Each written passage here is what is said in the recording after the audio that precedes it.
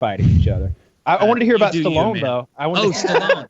Yes. So Stallone is so much worse than any of the other ones that have come out. Apparently, I read very briefly this afternoon when it came out. Apparently, he and his bodyguard, like 30 years ago when he was 40, they basically like forced themselves, or he was having sex with a young girl, not underage, I don't believe. And then his bodyguard came in and he made her blow his bodyguard and then made her be okay kind of with fucking both of them at the same time, and then she just left, and nothing ever came out. How did he make her do all this? I was just gonna say, here's the thing: at the time, was she okay with it, and then did she afterwards regretted it? Like, those are. There's a lot of right? Jedi mind control in this story, and that's where I was... No, sorry, I apologize. Apparently, a 16-year-old girl. That changes a lot. The Daily Mail accuses a police report obtained by the Daily Mail accuses Sylvester Stallone of forcing a 16-year-old girl into a sex act with him and his bodyguard at a Las Vegas hotel in 1986. Stallone has denied the allegations. I had to wait for the page. So first of all, they're allegations, right? And then second of all, what was his age back then? 40 or something? That's 31 40. Years ago. Right? So that's. But then how did they get a 16-year-old in there? First of all, yeah. What does a 16-year-old do? It's an allegation he denies. Trump's been accused, and he was sued, and they dropped the suit 4 days before the election of raping a 13-year-old girl. Because no one ever came forward because it was made up.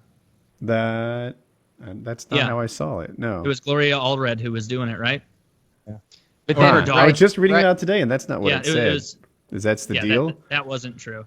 The 13-year-old thing didn't happen. Like right they now, said, this person's going to come forward, and then they dropped it, and no one ever came forward because it was that one was a hit job. My point on that was, we have to kind of be careful about these allegations. If the other guy says it's not true, then look, we don't know if it's true or not. It's only now if the other guy says, "Hey, that wasn't my customary behavior," and I typically ask their mom if I could date these children, then that's different.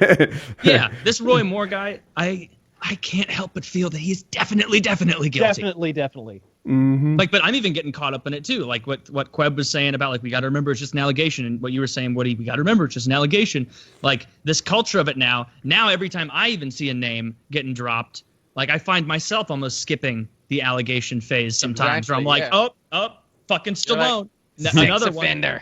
Yeah, because it's such an avalanche. On top of that, it feels like the boundaries between real sexual assault and just a date gone wrong is it's getting closer and closer, because now I'm thinking back when I was, a little kid going on my first date, and I would try to make a move on a girl, and I would go in for it, and she would say no, right? I'm like, am I doing it too now, right? And then it feels like I have verbally given my wife standing orders that it's okay to fuck me even if I'm unconscious. Just hop on. Same here. So I've removed all ambiguity. But she is female, and so she doesn't have to worry about anything. But I heard another thing about Stallone, a thing that he was into. I think I heard it on Opie and Anthony. They said that he liked to get under a glass table, like a glass coffee table, and then have the woman shit on top of the glass table. And watch her poop on top of it. Yeah, but I mean, that's his thing, right? Yeah. Whatever. What he the does old in the glass bottom boat. That's the perfect name for it. The glass bottom loaf. That sounds awful.